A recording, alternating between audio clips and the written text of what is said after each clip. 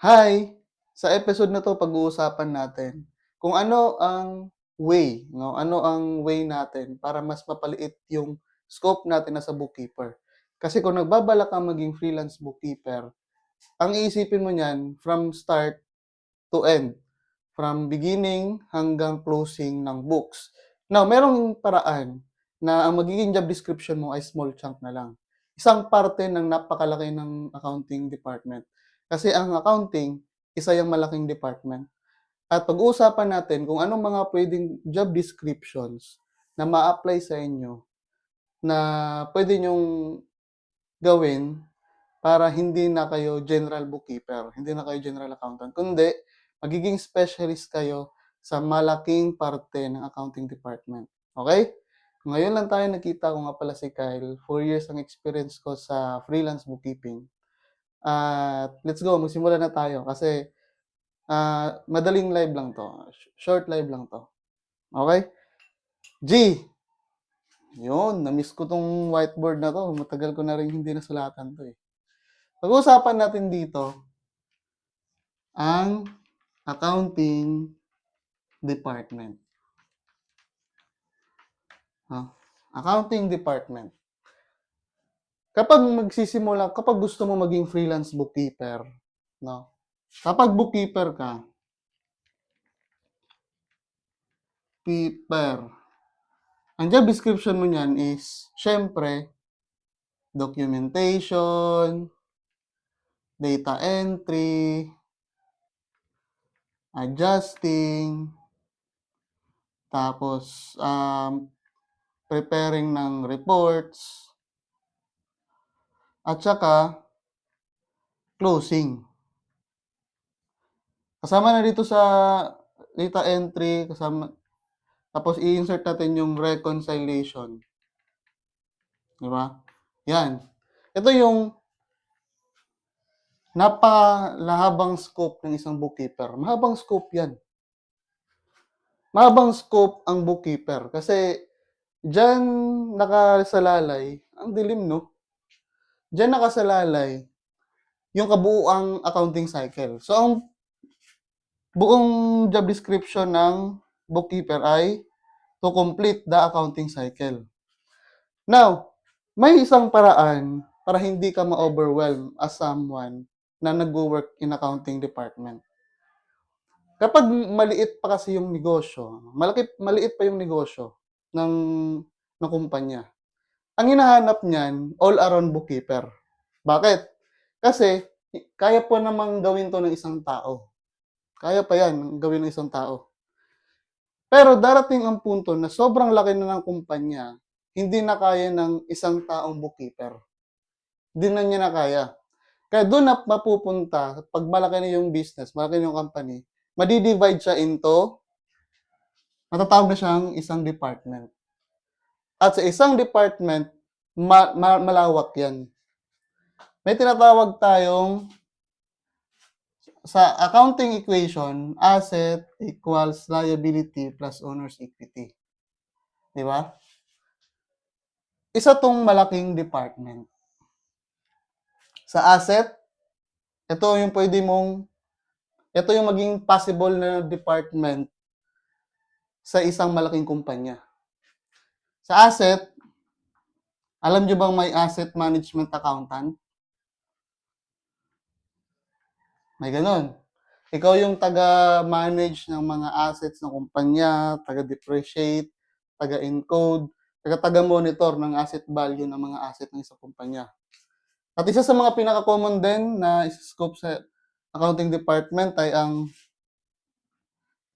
accounts receivable. Yan. At may sub pa to. May sub-role.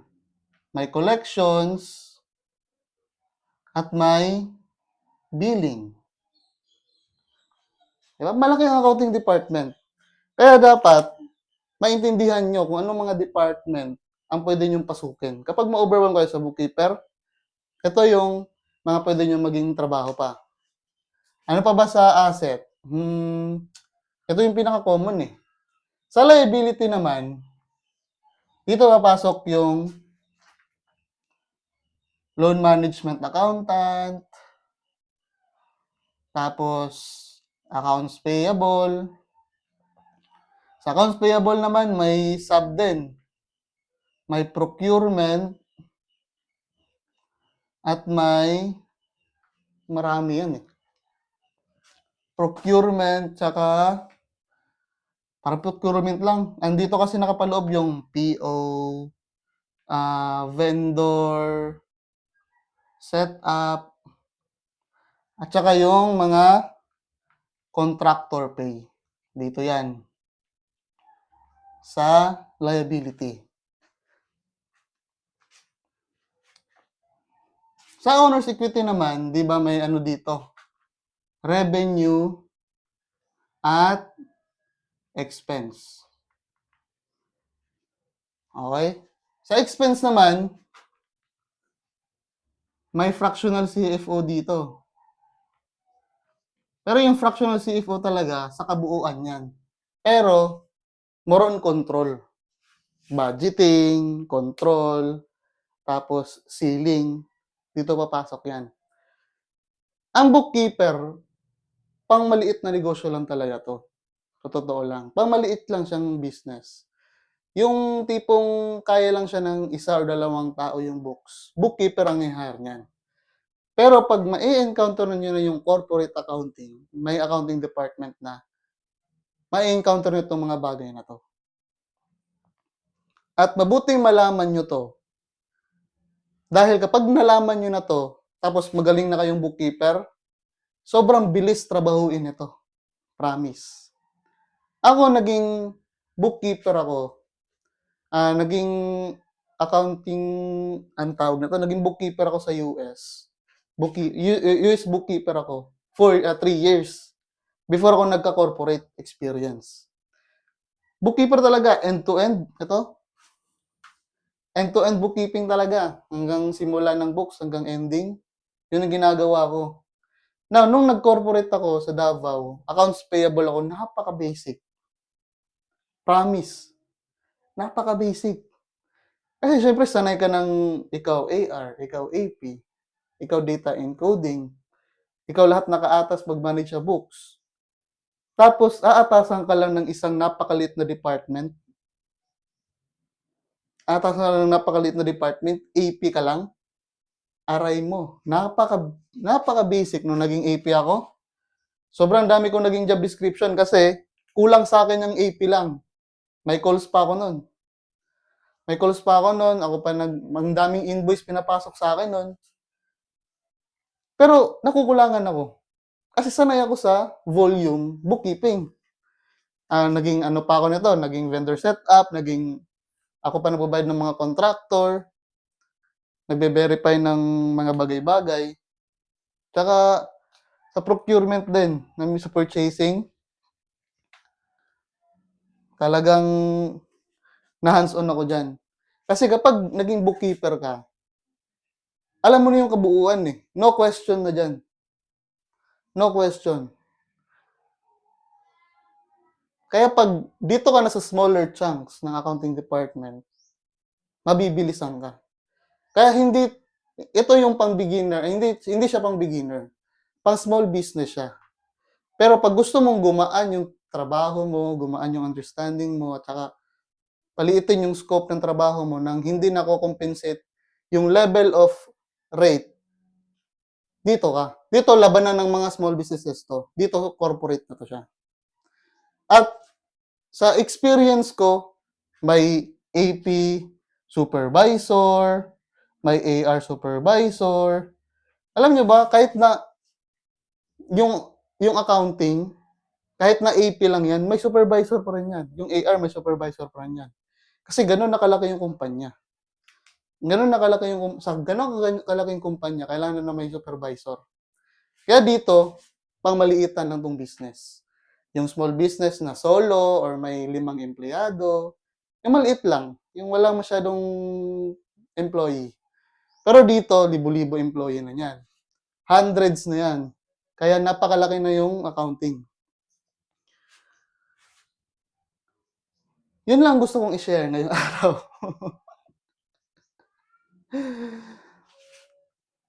Sabi niya AR medyo ngarag. Kasi yung AR kasi may smaller chunks na collection tsaka billing. Minsan nga nadadagdagan niya ng customer relations eh. Pero operations na 'to. More on finance 'tong collection tsaka billing. 'Pag ma-deliver na yung item, ibe-bill.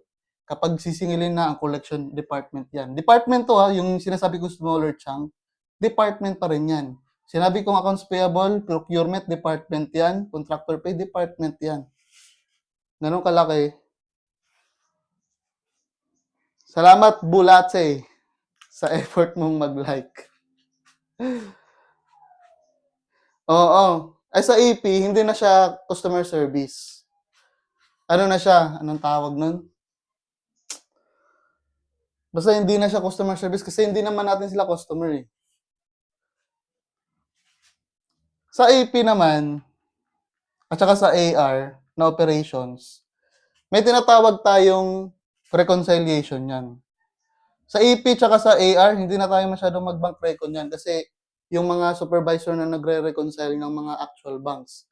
Kasi kapag AP, AR ka, wala kang access sa any banks. Wala kang access nun.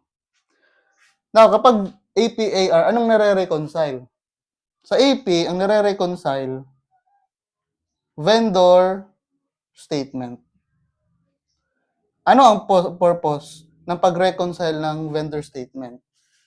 Kasi may tinatawag tayong book, di ba? Libro natin yan. Record natin sa lahat nating payables. Importante na mabangga natin yung vendor statement sa ating book para wala tayong missing invoices. Walang missing payables. Kasi minsan, overlook natin sa email, may sinend pala yung client na invoice, hindi natin nakita, hindi natin na-process.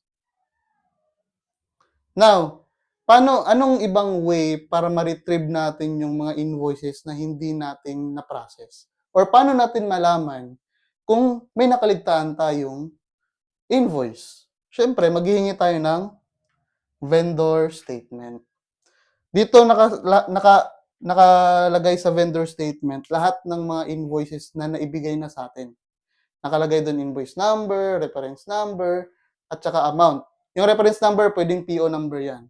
Na pag isa-search mo sa inbox, example, may missing na isang invoice na worth 1,000.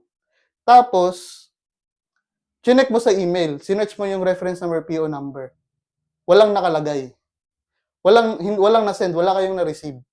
So, syempre, sasabihin mo sa vendor na, Dear vendor, hindi namin na-receive tong invoice na to as per checking sa email.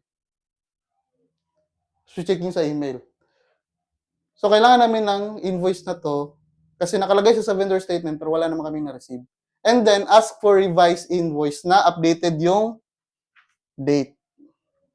Kasi syempre, dapat updated yung date para mas mapatagal yung bayad ng terms. Kasi hindi naman natin kasalanan na hindi natin na-receive. Kasalanan nila yon kasi na-encode nila, hindi nila na-send sa atin. So, kapag sa AR naman, anong nare-reconcile sa AR? Hindi ako sure. Kasi sa mga lahat ng experiences ko sa AR, hindi talaga nagbibigay ng SOA ang customer. Kasi dapat tayo nag-i-issue nun. Para lahat ay recorded. Pero ang customer hindi kasi nag-ano eh. So dapat on top talaga sa operations, lahat ng sales order, at yun yung pang-re-reconcile mo. Pwedeng, kapag sa AR, pwedeng sales order, tapos i-reconcile mo sa invoice. Sales order na done. Okay, filter mo lang. Natapos na-deliver na yung sales, tapos i-record mo sa kung ano yung na-bill na invoice. Kung nagawan ba siya ng invoice or wala pa. So, ito yung kabuuan ng discussion natin. AR yung payment amount sa mga, ano yon? Tama. Additional. Collect, ang tawag nito, sub-role ng accounts receivable, di ba, collections, billing. Meron palang isa, cash application. Familiar kayo sa term, cash application? Ang cash application, ito yung ima-match mo kung ano yung pumasok na deposit sa bangko sa anong binayad ng customer. Ibang department yan kasi kapag malaking corporate ka na nga, hindi mo na malalaman na pasok na ng pasok yung pera sa bangko nyo. Kailangan may taga-monitor nun. Kailangan may taga-cash apply nun. So, ibang department din to. Iba ang billing, iba ang collections, at iba ang cash application. Yun. Kaya, yun, ano siya, malaking pag nasa accounting department ka napakalaki, smaller chunks talaga ang mga ano nyo, mga descriptions, mga job descriptions nyo. Buti napaalala nyo, may cash application pala. Ano po ganap sa closing? Sorry, hindi ito yung session na pang closing eh. Pero parang may live na tayo niyan. Check nyo lang sa YouTube. YouTube ko.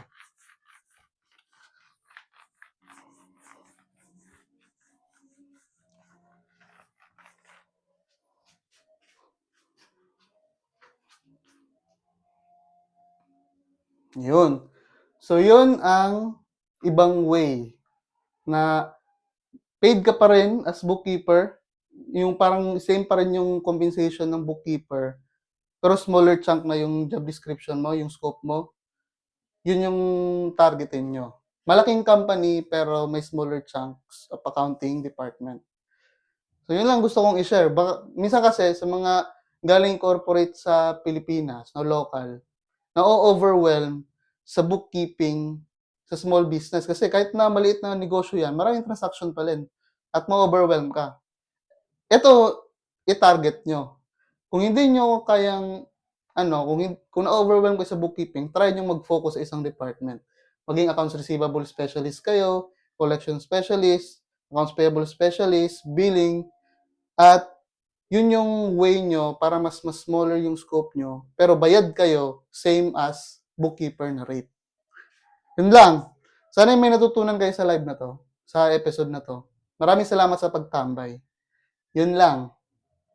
At join kayo sa Discord community at mag-message kayo doon kung anong gusto niyong topic.